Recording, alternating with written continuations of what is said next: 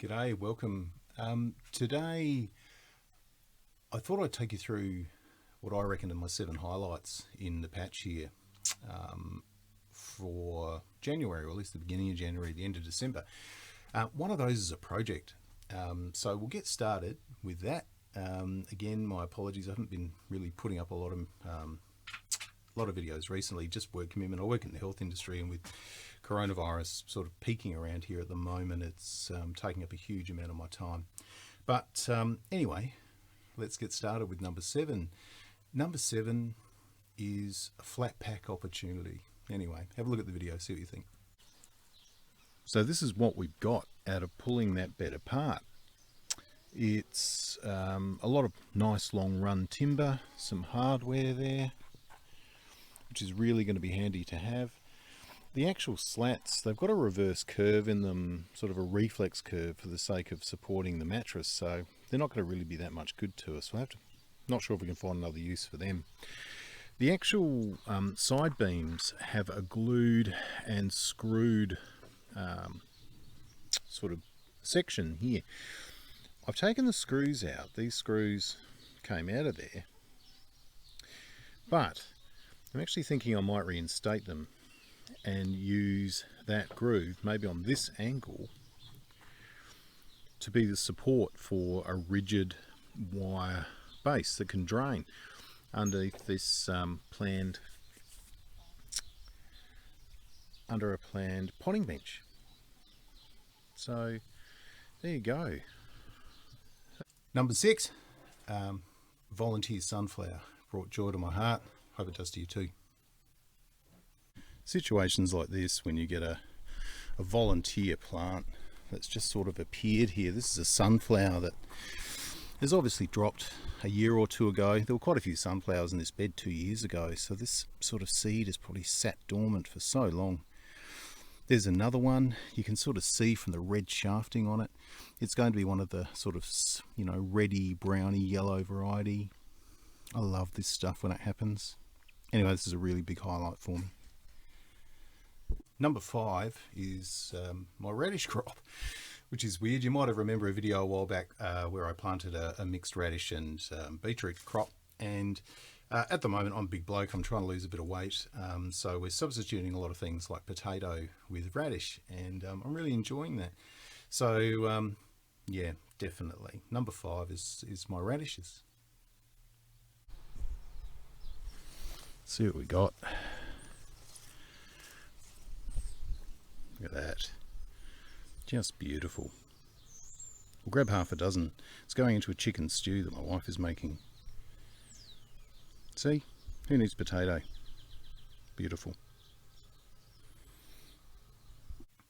Number 4 is my old mate, married plant.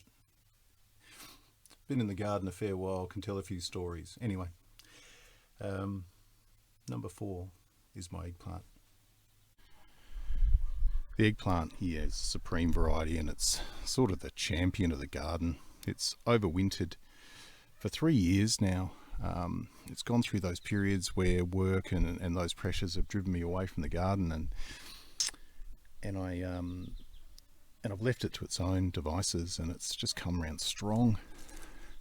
If you have a look at it, it's about over a metre wide, about a metre high, and growing strongly, getting bigger every day. We've already had fruit off it. It's forming a lot of large fruit down the bottom, which you probably can't see very well, but you can sort of see in here. Sorry mate, I'm getting in the way, but beautiful fruit forming on it everywhere. It's such a great variety. I know it's a hybrid, but for something you might only have 1 or 2 in the garden, depending on how many you use, I would say Supreme as a variety is the best you can do. Number 3 is this year's garlic crop.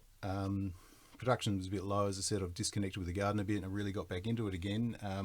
I'm so pleased that our variety of garlic that we've sort of bred here over the years has held on for me and has recovered well. So I'm, particularly next year, I'm looking forward to it. So yeah, that's my number 3, my garlic. My garlic crop has well and truly dried now, being hung up in the shed. it's cured and ready to go. If you remember, or if you happen to watch the video from when I harvested this and racked it up ready to dry, I put a lot of my better bulbs over here. The reason for that is the focus of my crop this year is going to be on harvesting next year. So I just want to collect some bulbs, some extra growing material. I really want a big solid crop next year. So these smaller bulbs are what we're going to put aside to contribute towards cooking this year. Number 2 is our mango. First time we've actually set fruit. Have a look, see what you think. For a while I thought this was going to be number 1, but to be honest, my biggest triumph. I know what it is. So this is number 2. Our mango is really starting to bulk up now. These little fruit are starting to swell. We've got 4 on a cluster here and another a bit lower down. So I don't know a great deal about growing mangoes, so whether or not it'll hold all the fruit in a cluster, I've got no idea. If it holds one, I'm happy. But yeah, this is a really really exciting thing that's happening at the moment. Number 1 is my corn. I eat it under sufferance, but I so enjoy growing it, and I particularly like the combination of growing it with other things and making the fertilizer locally from our chooks. That just helps it just boom along. There's a video about that, about making fertilizer out of chook poo. Have a look at that. But no, number 1 is my corn. The corn is sort of the triumph of the garden this year. It's just going so well. We've got this early long sweet here. We've got the miracle growing in the middle in that little experiment we're doing as to a variety to go on with. Got the mystery crop, which is going so well, so laden with flowers and cob. Just absolutely brilliant. The fertilizer that we're using in here, of course, is our chook manure water, doing a marvellous job. Supreme eggplant that's overwintered in here has sort of benefited from the protection and is really growing on and flowering now. And over here, hidden away, is a Collins Challenger tomato sprawling away in the middle of this corn, getting a bit of support from it, protection, just forming fruit. But no, absolutely thrilled with our corn. I wish I liked eating it, but anyway, doesn't matter, other people do. So that's it. Thanks for that. I did get some time together to put another 2-minute tip, which I will also post in the next day or so. Check that out too.